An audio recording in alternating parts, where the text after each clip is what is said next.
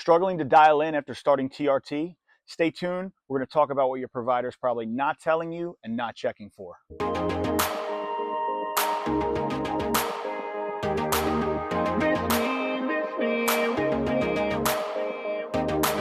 What's going on, guys? It's Coach Dan here. This video is going to coincide with my most recent article, Troubleshooting My TRT Protocol. You can find it on my website, covertfitwell.com, as well as on my Substack, substack.com/@covertfitwell. The purpose of this video and that article is I wanted to share a little bit about my own journey with starting TRT. As you know, I've been coaching clients on this for many years, but I myself haven't actually. I've been a lifetime natural lifter until 13 weeks ago when I started. Now, I did everything that I did naturally. Got into endocrinology, neuroendocrinology, hormones, and such a couple years ago. Really in troubleshooting what led me to TRT, which is I had a varicocele. For those of you that know what that is, it can definitely be a struggle. For those of you that don't, you can look into it. I won't go into it here, but long story short, had a varicocele. It was my natural levels took a hit. I became symptomatic a couple years ago now, really, and I tried everything I could to get myself back up naturally. I even had the surgery to try to correct the varicocele, but I had lost. I had a grade 3 varicocele, which is the most severe grade. I had just lost too much late egg cell function. So long story short, couldn't get natural levels back up. Ended up biting the bullet 13 weeks ago now, got on TRT. Wanted to wait till I was 40, over 40 ideally, but 35, life happens, right? As I discussed in that article, I definitely am glad I did it. Already feeling a ton better, getting gains back, just mentally better, cognitively, physically, everything. So 10 out of 10 recommend if you need it, right, medically. And that's why working with a good qualified provider is so important. But if you need it, it really can change your life. So as I break down in that article, a lot of gains early on, got the best strength gains I've had since I was a newbie, 13, 14 years ago now in the gym. Just strength shooting up, body composition now after like 2.5, 3 months, we're on the other side of that, starting to come in as well. Just everything, libido up, cognitive function better, motivation better, confidence, all the things you would expect. But what I want to discuss is what I went through, what I've gone through. It's a journey. So what I'm still kind of transitioning out of from starting, because as most people know, if you're on TRT or you're starting TRT or you've heard of TRT, there can be a bit of an adaptation period. Really through about the first 8 to 12 weeks or so. Really, there's adaptations that take place for months, arguably even to years down the road. However, the first 8 to 12 weeks in particular, assuming you're doing everything right and your protocol's right, which we'll touch on in this video, can definitely be rocky to get dialed in. And depending on who you are and what your proclivities are, it can exploit some things. So some of the things I break down in this article, which we'll go into, may be relevant to you. Just want to caveat before we break down the things that I did to kind of troubleshoot what I was dealing with. These are pertinent to myself, right? They may apply to you. These things I'm going to give you are common things to look for, check, troubleshoot, right? But it's very important that you work with a qualified provider. And the purpose of this video is educational because, unfortunately, I don't see a lot of those out there.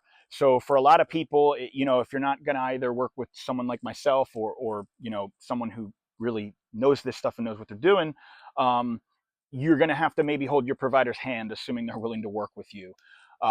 You'd be surprised at how bad medicine is in this area, how bad medicine is in many areas, but particularly this is kind of a newer frontier, I suppose, in defense of medicine.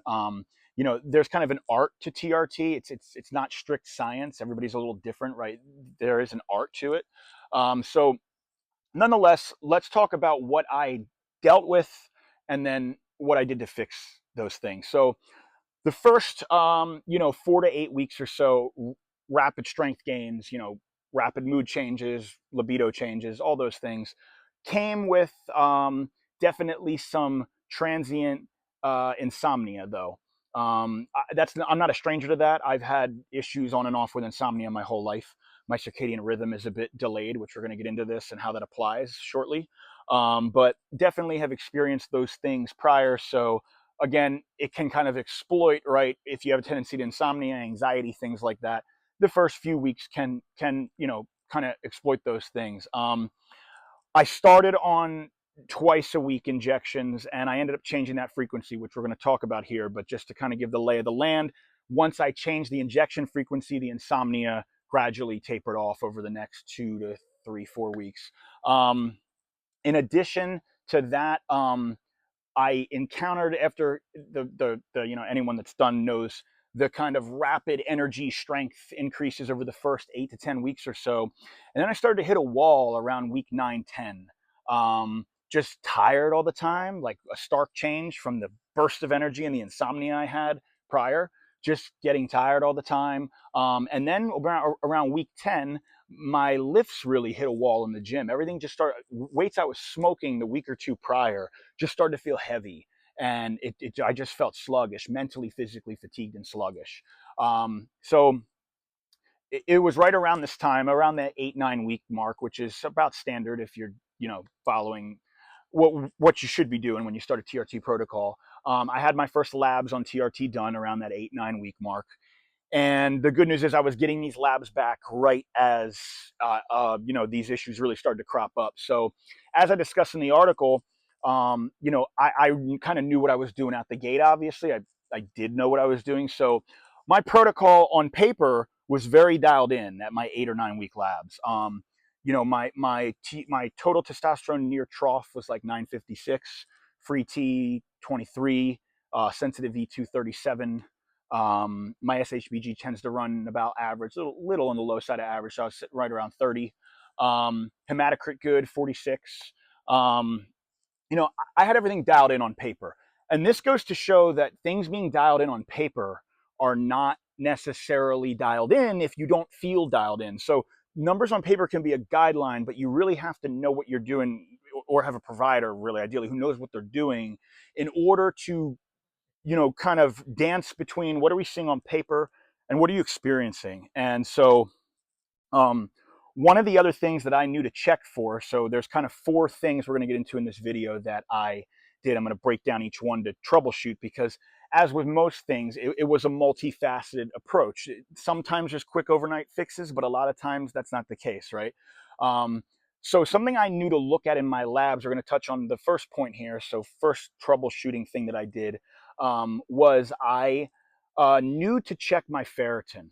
So for those of you that don't know, ferritin is a proxy for iron. It's the protein that stores iron. It's a much more reliable marker of iron. I do talk about this in my Men's Lab Panels 101 video, the part 2 video on the essential vitamins and minerals. You can refer to that article, that video, for more information. But without going into too much, ferritin, protein that stores iron. Serum iron levels tend to fluctuate a lot, so we use ferritin as a more accurate proxy. So I have been tracking that since last year, because I did see a bit of a downward trend last year, but I was still normal. Most providers don't seem to know and don't seem to check, which is amazing to me. I've actually not seen one check. That TRT, by way of stimulating red blood cell production, can really tank your ferritin and thus your iron levels somewhat quickly. So if you're already on the downtrend, or you're borderline, which a good amount of people are, you can really exploit that and rapidly, especially as you're adapting to TRT, your body's really trying to use that testosterone. It's going to be turning over like it never has before, all of these new red blood cells.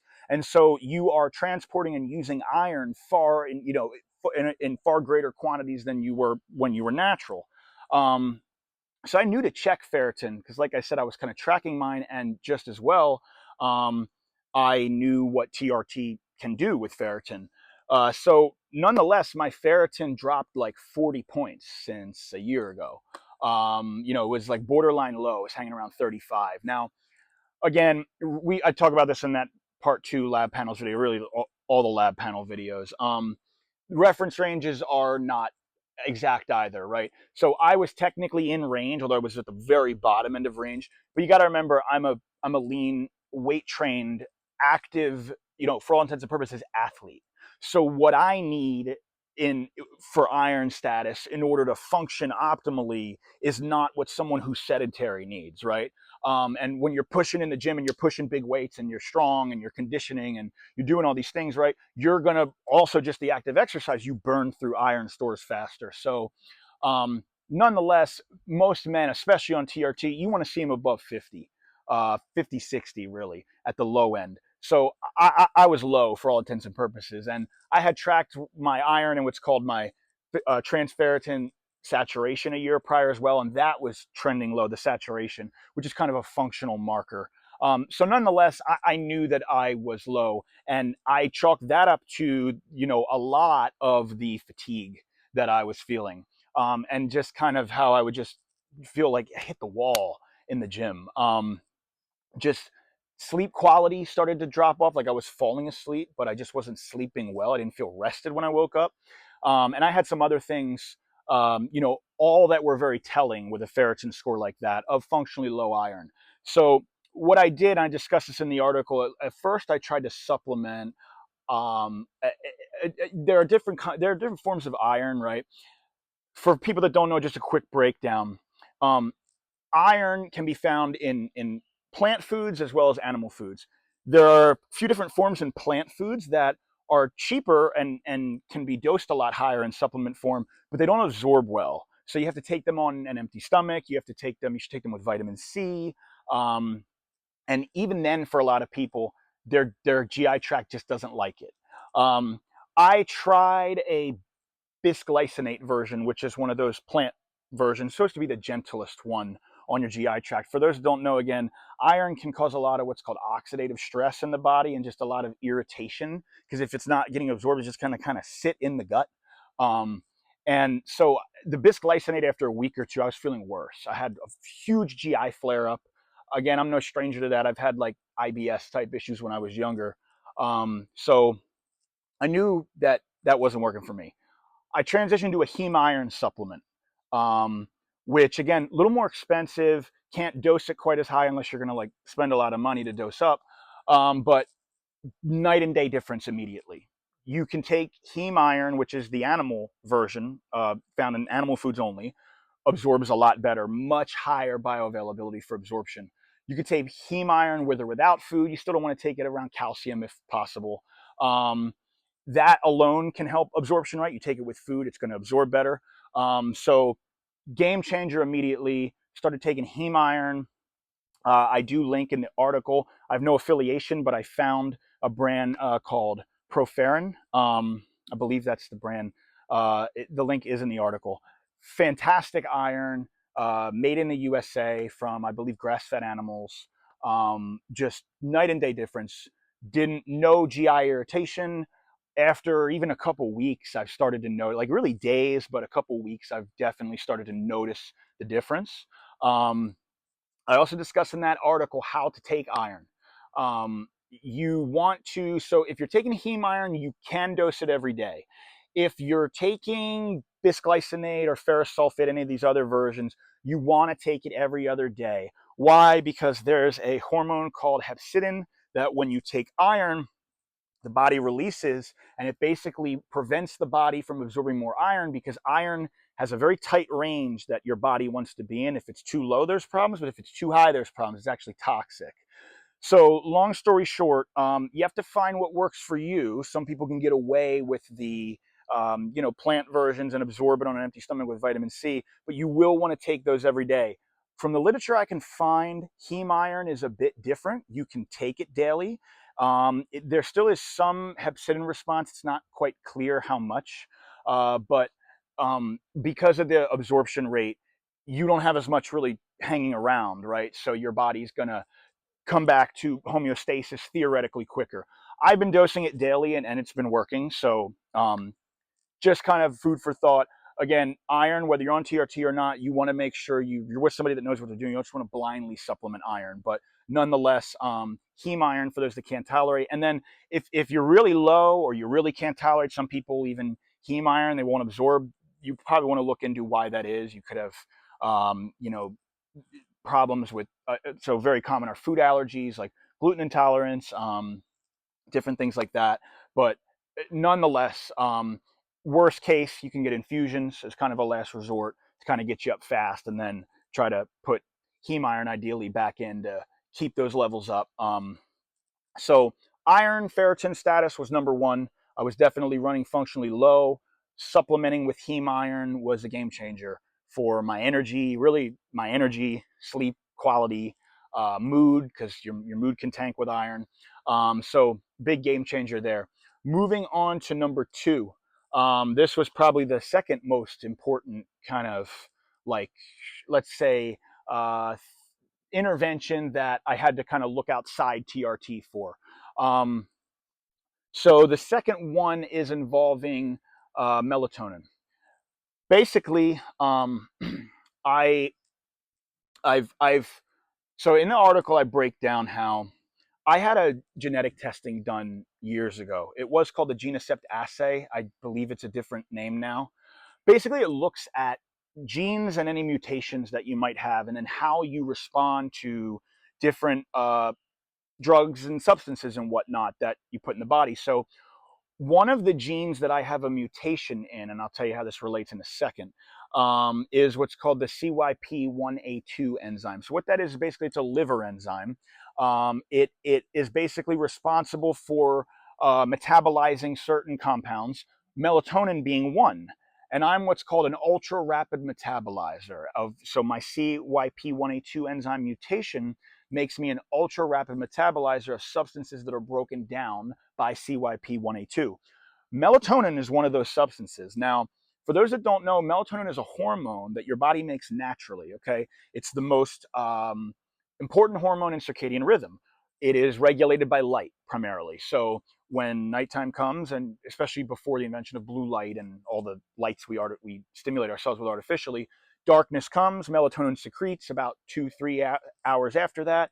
Ideally, in a perfect world, that causes you to get sleepy. You fall asleep, light comes in the morning, melatonin secretion comes down, you begin to wake up, right? Um, because I have that mutation, I theorized a long time ago, because I've always had circadian rhythm issues. I mentioned I've always been kind of a late owl, late riser just by nature.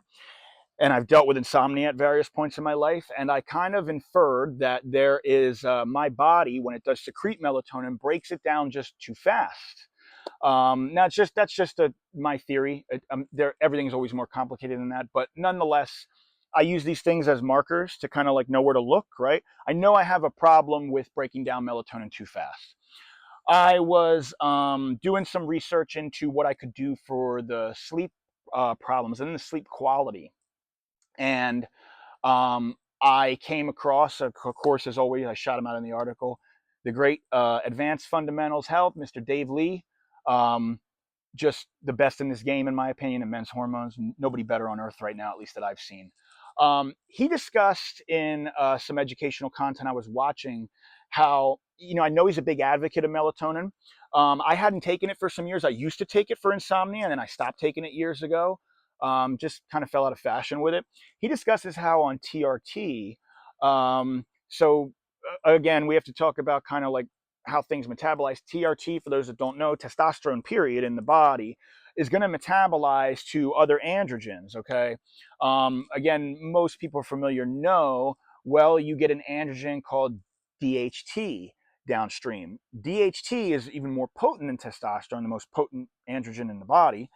And Dave Lee pointed out, and this was kind of an aha moment for me, that DHT is, it actually inhibits melatonin synthesis at receptor sites. So in other words, DHT, raising your testosterone, your DHT as a byproduct, is going to counteract the natural secretion, theoretically, in the body at melatonin receptors, the M1, M2 receptors, M or MT1, MT2, melatonin receptors.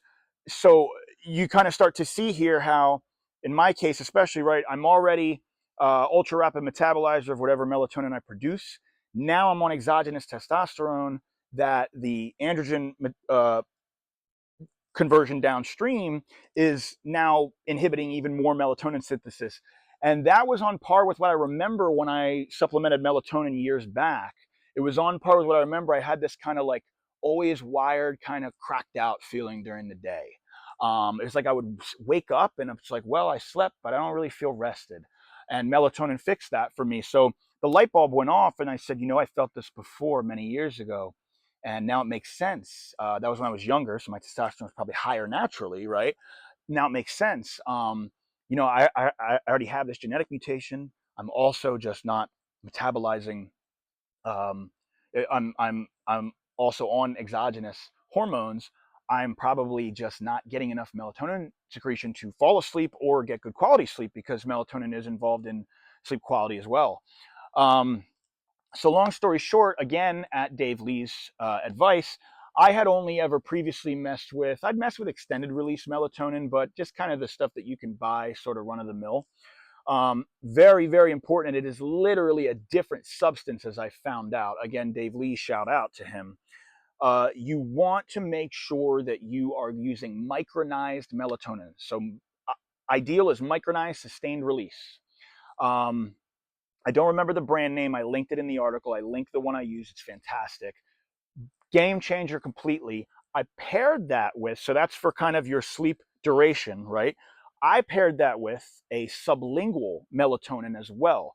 Both of the benefits of these, micronized and sublingual, are melatonin is not absorbed so well in the gut, right? And again, my body's going to break it down. Anything that goes through the gut, through the liver, my body's going to break it down too fast anyway. So you can bypass a fair degree with micronized, and then all of that with sublingual.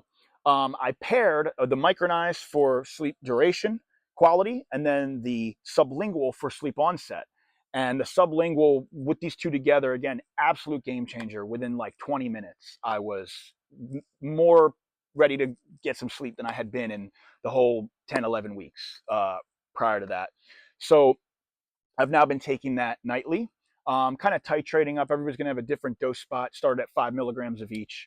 But sublingual SR melatonin and, micronized SR melatonin and sublingual melatonin together, absolute game changer. I link both of those in the article for the brands I use. And uh, that was key. So between the iron, which your body just absolutely needs to take in exogenously, and then melatonin, which we know my body doesn't, and a lot of people, really all people, you could argue, separate topic, but we take in so much artificial light, blue light, right, during the day, even into the night. Really, probably everybody's melatonin production is not where it should be, and this is why circadian rhythm disorders are so prominent. So you're talking about two things, in taking in iron and having melatonin production at night. You're talking about two things that the body are essential to. So just the effect of TRT, now you start to see these nuances, the effect of TRT on both of these things, on iron production and on melatonin, like I discussed. You start to see how these kind of ordinary, everyday supplements, vitamins, minerals, hormones that are over the counter in melatonin's case, you start to see how they become a lot more important when you're trying to optimize TRT. And this is how everything in the body relates to each other. And this is why you can't just have somebody that looks at things one-dimensionally. You have to understand how systems interconnect.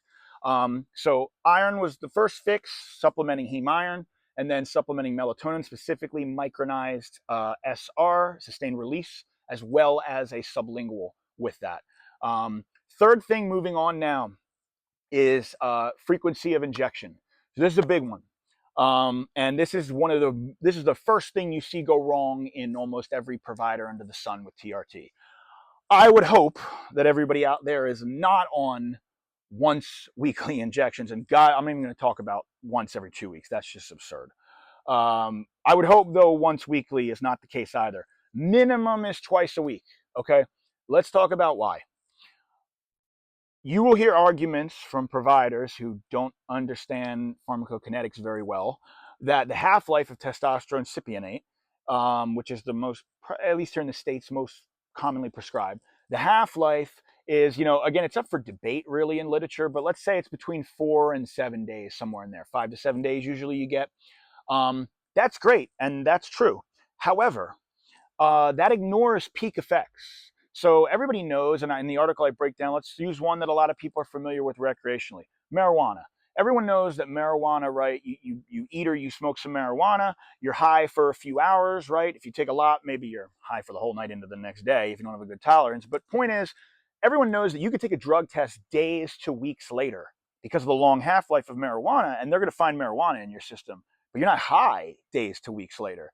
This is no different. So I can find the half-life of testosterone in your body 6 days later, but that doesn't mean that peak effects when I do an injection over the next 24 to 48 hours, you hit a peak and then you come back down to trough. So if you're on this constant roller coaster, right, you inject, 2 days goes by, another 4 days goes by, you're down here, you get back.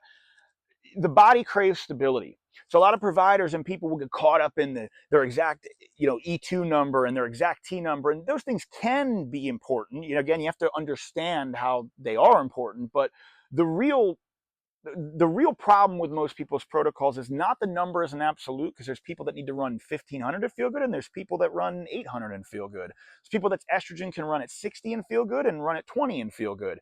Really, the key is, the common denominator of all is stability, stable levels. Why? How do we know that? Well, first of all, we discussed the peak time and how peak is within 24 to 48 hours of injection, but also the way your body synthesizes testosterone naturally in a natural environment is it pulses small amounts daily, okay, particularly in the morning.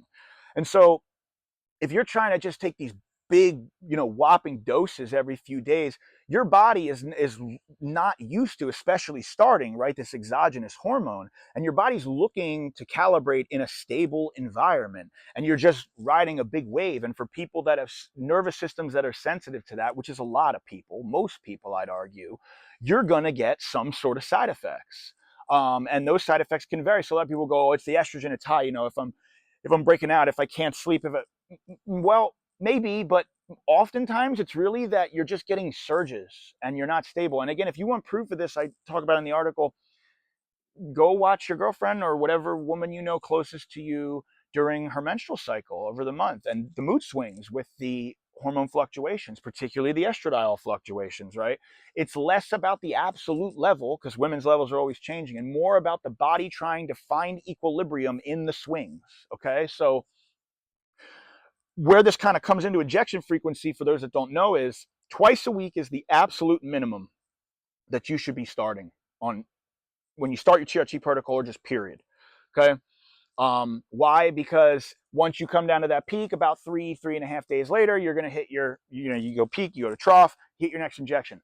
For a lot of people, though, even twice a week, and myself was one, I started on twice a week. After about a month, I was really having sleep problems. I knew from knowing what I know and coaching people, I needed to go to 3 days a week. So I take the same total weekly dose and I split it across 3 injections versus 2 injections.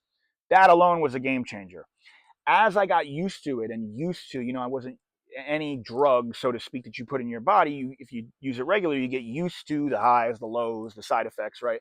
As I got used to testosterone, I started to realize after about that 9-10 week mark that I was still having these mini swings, even on, 3 days a week. And number one, I think I've always been kind of sensitive and perceptive to these things, my nervous system. But number two, I also, my SHBG, when your SHBG is a little lower, more frequent, you don't have as much SHBG to bound up all of that free testosterone, so you get a faster peak and trough in many cases. It's not perfect, but it's a good guide. So I knew I needed to go to 3 days. That helped, but then, as I said, around week 9, 10, I was still seeing these minor fluctuations, right? I was still feeling them. So other thing I did was I split to every other day injections. And even just that, so you went from 3 days a week to, it's going to be 3 days 1 week, 4 days the next, right? But it averages to 3.5, but the dose each injection is smaller. Another game changer. Total game changer. Because I realized in that 2 day, if you're injecting 3 days a week, so you inject Monday, Wednesday, Friday, well, you have Tuesday and Thursday off in between the Monday and Friday, but then over the weekend, you got those 2 days off. Those 2 days, especially so in my case, it would have been the equivalent of Sunday, I really could feel the kind of drop off. And then you hit the dose again, and then you get that big swing back up. Remember, the body craves stability. So just splitting the dose, huge. And I discussed in the article, I could see myself going to every day eventually. There's a lot more, clinical evidence from the best in the world, people doing this, that daily really is superior because it mimics natural production. A lot of people will complain and say, "Oh, am I going to do that every day?" Well, if you're using an inch and a half, 23 gauge needle, I can see how you wouldn't want to. But in case you haven't gotten the memo, using a 27 or 29 half-inch insulin needle gets the job done.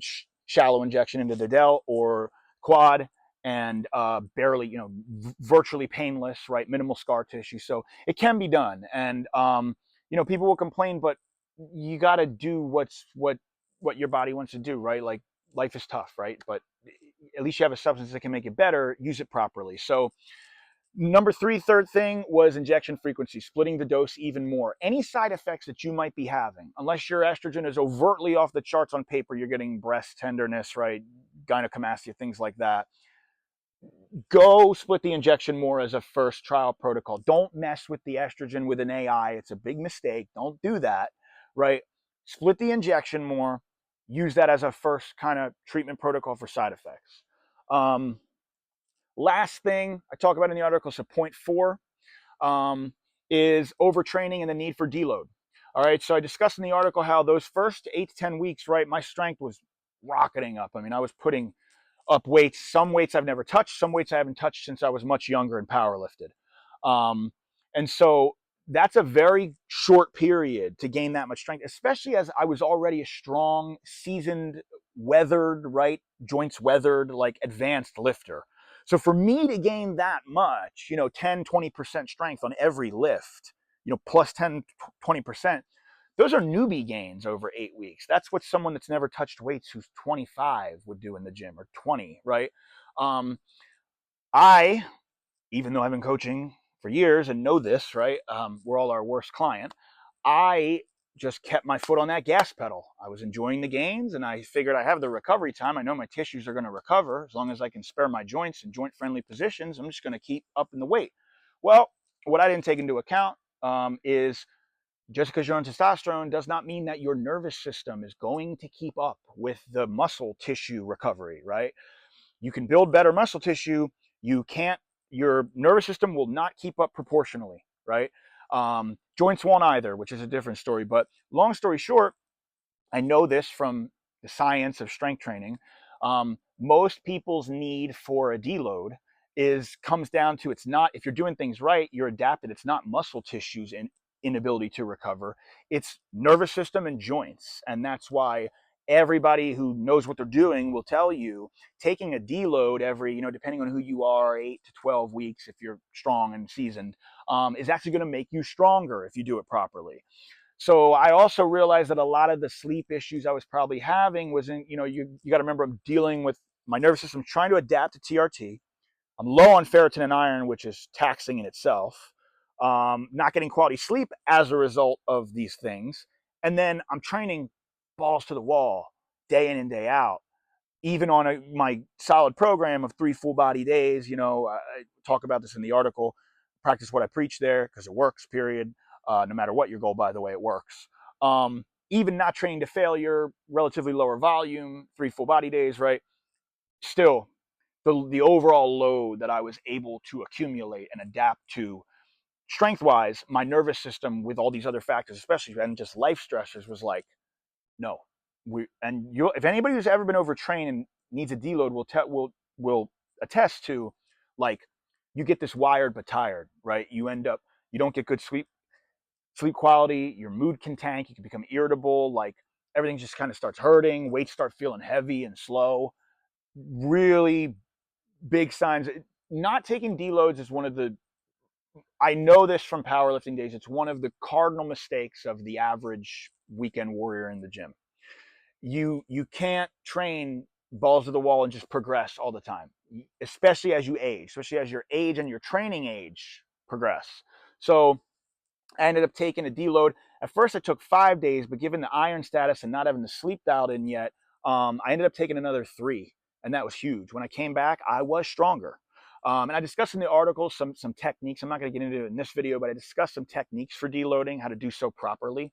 Now, in my case, I just took off for 7, 8 days because I'm not training competition anymore, right? If you are training for competition, you're training for absolute strength numbers. If you're chasing that, there is merit in doing a proper deload with just lesser percentages, lesser volume, because you preserve the neural pathway of your lifts, which is, again, most people don't realize strength is more neural than, I'd argue, anything else.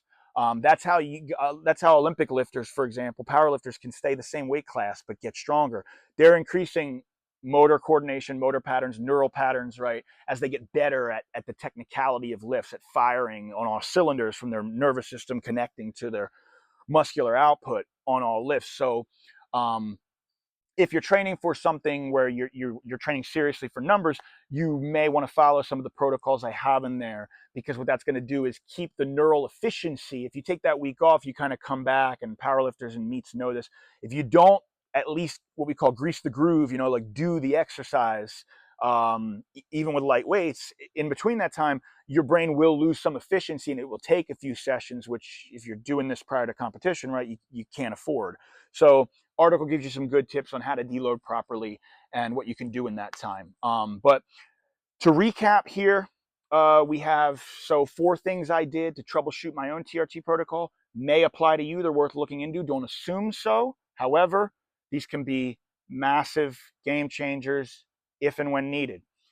Number 1, check your ferritin and iron status. If your ferritin is below 50, and especially if you have symptoms, supplement. Heme iron will be your best bet for most people. For a lot of people, let's say. Number 2, sleep quality. If you're having trouble falling asleep, if you toss and turn in your sleep, I should have said earlier, you may just have sleep apnea, which is very, very common in TRT unmasks it. I'm not going to get into that in this video, but if you have a partner, or make sure you're not choking, waking up in your sleep, snoring excessively, right? Because that can be a thing, and TRT can unmask it or worsen it. But assuming you don't have sleep apnea, sleep quality, melatonin on testosterone replacement therapy specifically can be massive. You want a micronized sustained release with, if needed, for sleep onset, a sublingual form. Third thing, want to make sure your injection frequency is at least twice a week. For a lot of people, you might have to go 3 days, every other day, or daily.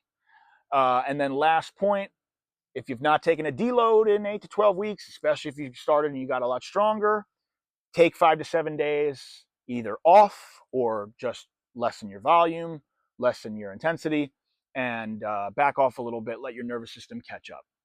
All right, guys, so I hope this was helpful. Again, this is educational, right? Don't assume these are your problems. This is not general health advice. However, these things can be absolute game changers when applied properly, and you're with a clinician who knows what they're doing.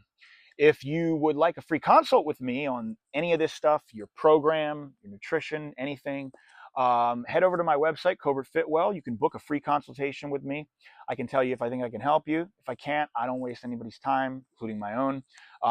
Many people, though, they're coming from providers who are just not with it, and that is unfortunately more and more common these days.